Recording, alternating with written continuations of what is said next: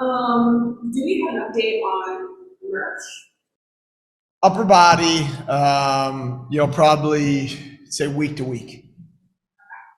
Then goaltending situation tonight. Upi will play again tonight. What's the game plan for this weekend? Are you going to feel it out after tonight? I feel to still, I really like the way Upi is practicing. I like the way he's handling himself in games.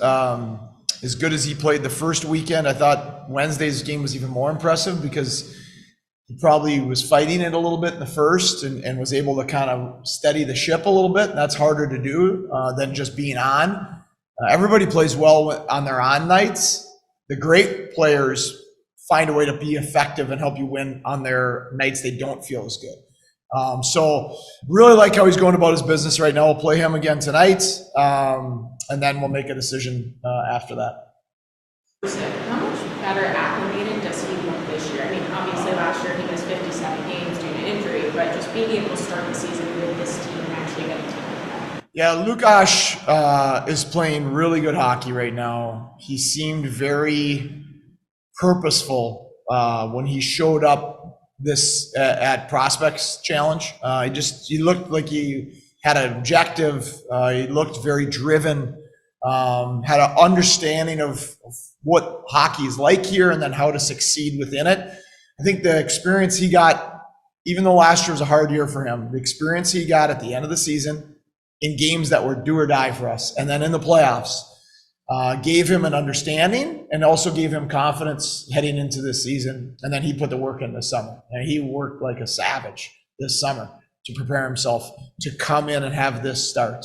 I think he's went in a short time, and it's a real credit to him. He's went from being a player that's in our organization to being a real NHL prospect that is knocking on the door of trying to get up.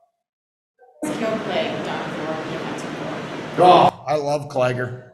Kale the whole decor has been as advertised. The new guys into the mix. But Clegg, in referencing Clegg, he's such an explosive athlete, and he fits in how we want to play. We want to be an attacking group. We want to end plays quickly. We want to start plays and jump quickly. And he's very good at both.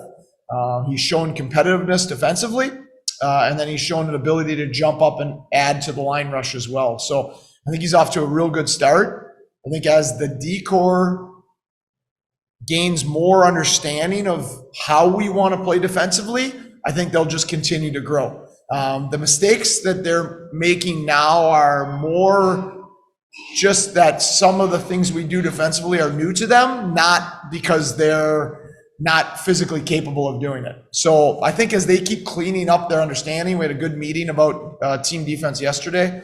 We're gonna see even more success from our decor. Speaking about the decor, you talk about how tough they go at the young guys in practice. How helpful was that going into a game like tonight against Syracuse, who has a tough defensive core as well? Yeah, I think it's a big reason that we're able to come back and win the game against Belleville, because Belleville is extremely physical team. Our D, when we do D against forwards type of small ice games or competitions in practice, our D kick our forwards' butts. I don't think they've lost yet, and it's awesome. And they take pride in it, and Webby takes pride in it. Webby's challenged them to be like that in practice. First of all, it makes them better. Like them taking pride in that makes them as a group and individuals better.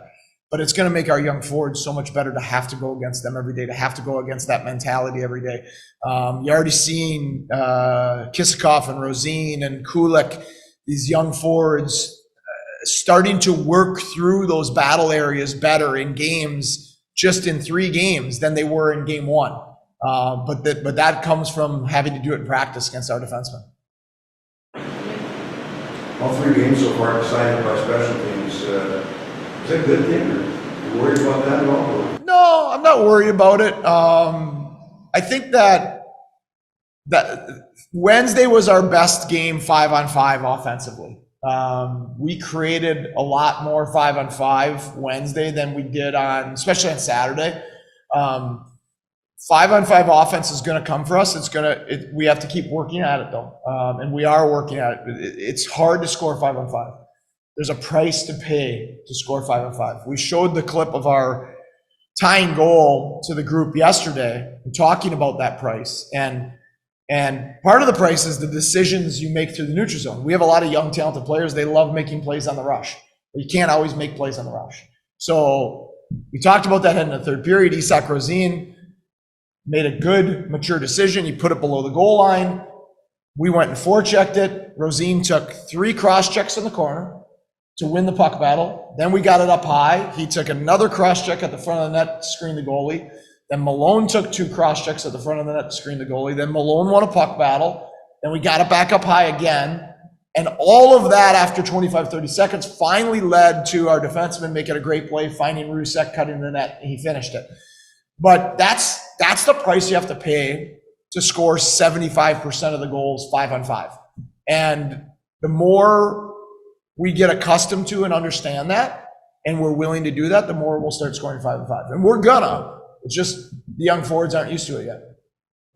I heard that Belleville was going to be good, but they're really good too. I think Belleville's outstanding, and they play violent. They play on the edge. Obviously, the hit on Mersch was inexcusable, in my opinion.